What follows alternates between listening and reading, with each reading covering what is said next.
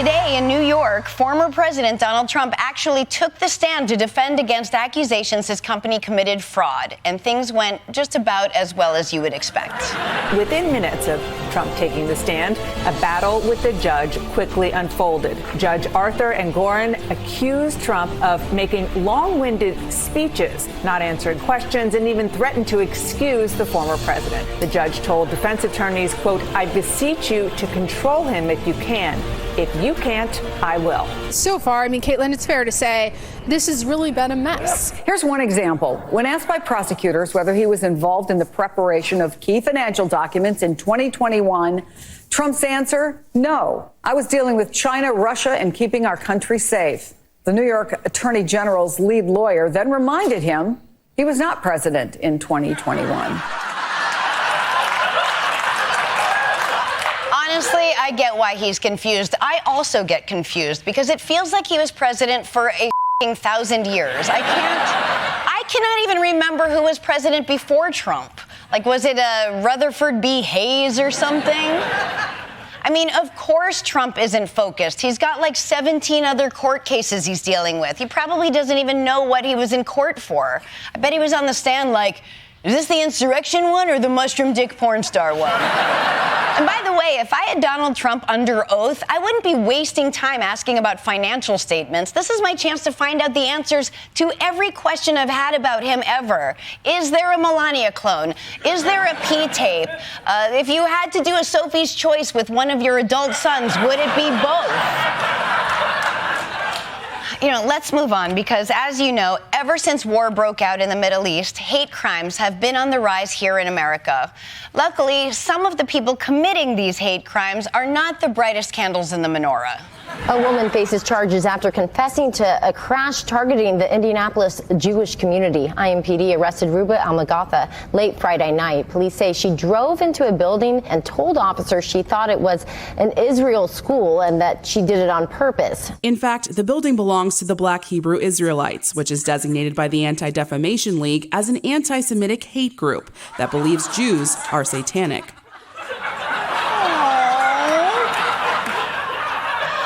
She meant to crash into a building full of Jews, but ended up crashing into a building full of people who hate Jews. Like, what a meet cute.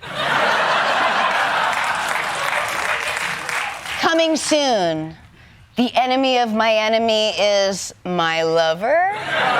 For real, though, hate crimes are bad enough, but what makes this even worse is that she's perpetuating the stereotype that women are bad drivers. This woman's troubles are just beginning. Wait until she meets her public defender, Joel Rabinowitz. Is he Jewy looking? And finally, let's move on to Washington, D.C., where the new Speaker of the House just keeps getting weirder and weirder. Speaker of the House Mike Johnson admitted he and his son used software to monitor if the other was watching porn. My accountability partner right now is Jack, my son, right? And so he's 17. So he and I get a report of all the things that are on our phones or all of our devices once a week.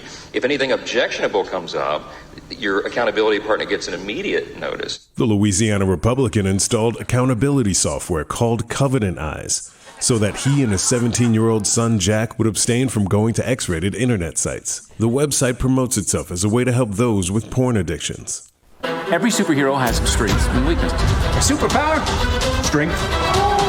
My weakness? Porn.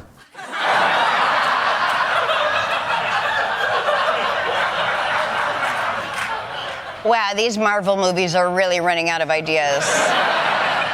Why is he a superhero whose weakness is porn? Like, what is that origin story? Did his parents die masturbating to horny MILFs? Was he hit with a radioactive money shot? And if Mike Johnson doesn't want to encourage his son to masturbate, why did he name him Jack?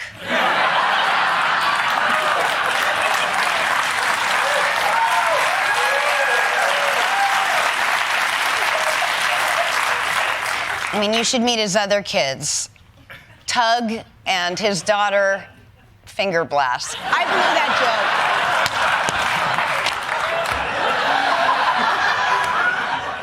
I'm I'm sorry, there is no way this app is going to stop people from masturbating, especially 17-year-old boys. 17-year-olds don't need porn. They can jerk off to anything. His dad must be like, he really doesn't look at porn at all. He just spends all his day browsing Ann Taylor Loft. So take a look at this 2024 election. This is if RFK Jr. is in the mix, 33% Biden, 35% Trump, 24% Kennedy. He is the highest polling independent in decades and could potentially take millions of votes from either candidate. 22% in one poll, 24% in another. That is the kind of numbers we haven't seen since Ross Perot. RFK Jr. is an overwhelming source of misinformation and disinformation, a purveyor of vile conspiracy theories and fake science. He's linked chemicals in our water supply to gender dysphoria, antidepressants to school shootings, and insisted COVID vaccines were a tool to control people via microchips. That's right. Robert F. Kennedy is in a three-way race with Trump and Biden, which is definitely the worst three-way a Kennedy has ever been a part of.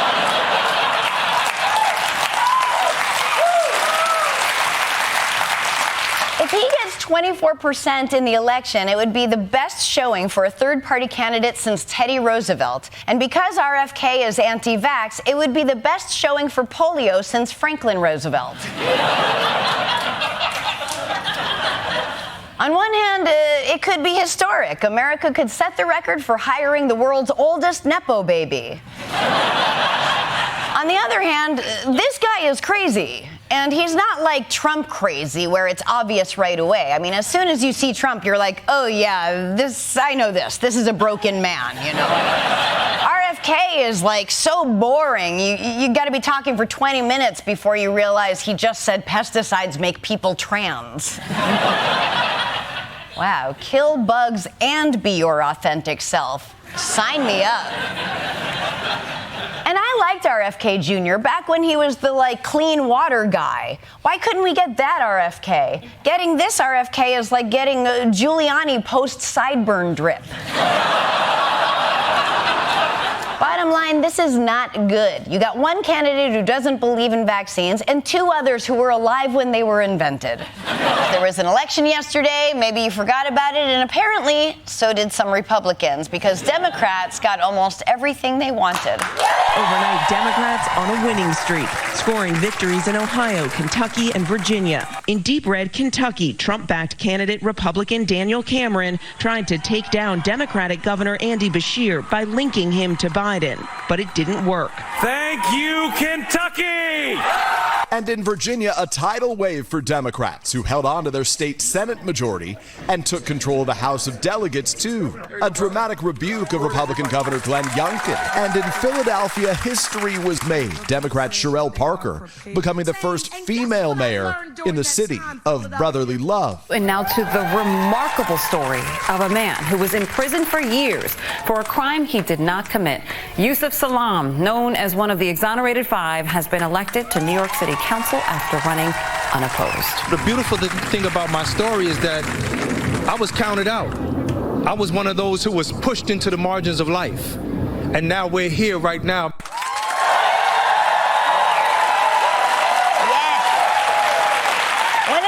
Who was falsely accused of attacking a Central Park jogger and who Donald Trump said should get the death penalty is now a city councilman. He went from having his life threatened by Trump to being an elected representative. He's like a reverse Mike Pence.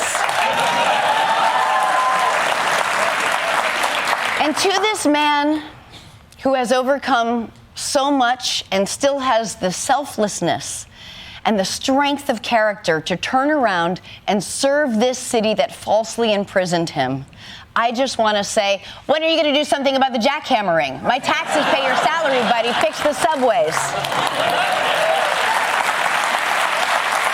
But yeah, Democrats were the big winners last night, which means all those human sacrifices were worth it. Shout out to my fellow Illuminati members. Guys, we did it. Democrats are feeling real good. After the results rolled in, I got an email from Nancy Pelosi that wasn't even asking for money. It just said, Sarah, I am so wet right now. Now, election elections aren't only about changing which butts are taking up which seats in various fancy rooms. People also get to vote directly on issues that are important to them. Clearly the biggest takeaway from last night, abortion rights again boosting Democrats in key races in both red and blue states. Abortion access is the law of the land in Ohio. In one of the country's most watched swing state races, Ohioans voting to guarantee abortion access, enshrining that right into the state's constitution. Ohio becoming the 7th state to vote to protect abortion rights since the Supreme Court's ruling last year overturning Roe v. Wade. You put very sexy things like abortion and marijuana on the ballot, and a lot of young people come out and vote. Sexy issues like abortion? What are his porn search words? The fact is, abortion limits have become such a losing issue that some conservatives have reportedly decided the problem isn't pro-life policies, but the phrase pro-life. They're looking to rebrand it, but personally, I think they should be forced to carry this phrase to term. Let's get right into the big election news with The Daily Show's Democracy 2024.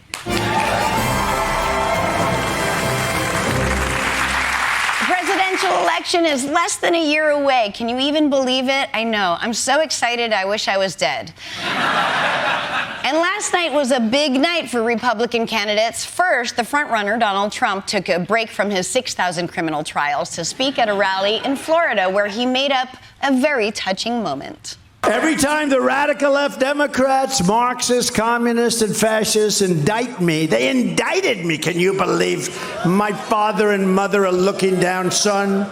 How did that happen? We're so proud of you, son. How did that happen? Couple quick corrections. They never said they were proud of him, and they were definitely not looking down.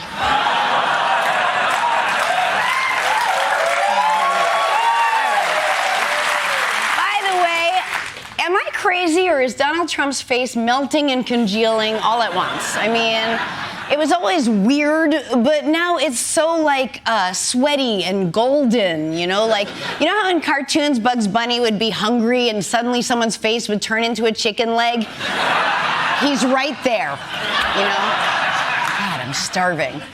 But while Trump was dealing with his daddy issues, the rest of the GOP field was down the road at a primary debate, and things got pretty fiery right off the bat between Vivek Ramaswamy and Nikki Haley. Ramaswamy repeatedly going after Nikki Haley. Do you want a leader from a different generation who's going to put this country first, or do you want Dick Cheney in 3-inch heels? Yes, I'd first like to say they're 5-inch heels, and I don't wear them unless you can run in them. When asked whether they would support a ban on TikTok, the attacks quickly turned personal. While her own daughter was actually using the app for a long time, so you might want to take care of your family first. Leave my daughter out of your voice. Your adult daughter. The next generation of Americans are using it, and that's actually the point. You have her supporters propping her up. That's fine. Here's the truth. You're just the easy answer. Wow, that was so many petty insults. Donald Trump may not have been there, but I believe he was looking down at them and saying, I am so proud of you. Sure. To be fair, Vivek Ramaswamy is really annoying. I mean, I have to admit, he does have big dick energy, but it's only because he's a huge dick. I mean, Nikki Haley was America's top diplomat at the United Nations. She literally kept her cool with the worst dictators in the world. And 8 minutes on stage with Vivek, and she's like, you are scum. He is so insufferable. He should just lean into it, you know? He should say, make me president so I can annoy our enemies for America. Like, he'll have one meeting with Vladimir Putin, and 20 minutes later, Putin will mysteriously kill himself. He'll be like, excuse me, I must accidentally fall out window now. Now, it wasn't just bickering last night. There was also a lot of substance. The candidates disagreed on whether to keep giving aid to Ukraine, on whether abortion should be left up to the states, and on whether it's possible to be 45 years old and still not know how to smile.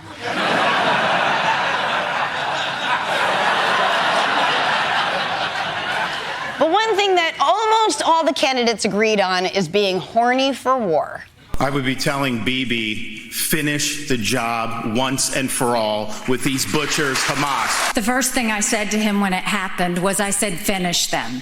Finish them. I would tell President Biden with great clarity, you have to strike in Iran. If we are going to deter China from invading Taiwan, the only way we're going to do it is to make sure that they don't know whether how many nuclear submarines from the United States of America are ready to strike on them if they decide to move on Taiwan. I am going to send troops to our southern border. If someone in the drug cartels is sneaking fentanyl across the border when I'm president, that's going to be the last thing they do. We're going to shoot them stone cold dead. I wear heels. They're not for a fashion statement. They're for ammunition. Your heels are ammunition? Where'd you buy those things? Foot Glocker? Whatever, it's my last day. It doesn't deserve an applause. It was a terrible joke.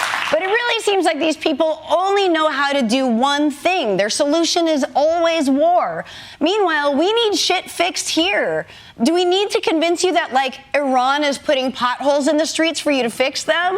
Like, oh no, North Korea is aiming a missile at affordable health care. But look, the debate wasn't all about fighting and war. In fact, it ended with a surprising romantic twist. One more fun thing, and we haven't seen this before. Tim Scott's girlfriend, Mindy, was on the stage at the end of the debate. We got to see her for the first time. The reporters asked, is this the girlfriend? He said yes, and they've been dating for about a year. So that mystery is over, and he took her up on stage, took a couple pictures, and there's Mindy, Tim Scott's girlfriend. There you go. Aw, that's so sweet. Man, you know, you look for love your whole life and you finally find it with a respectable-looking woman just 2 months before the Iowa caucus. I mean, what are the odds?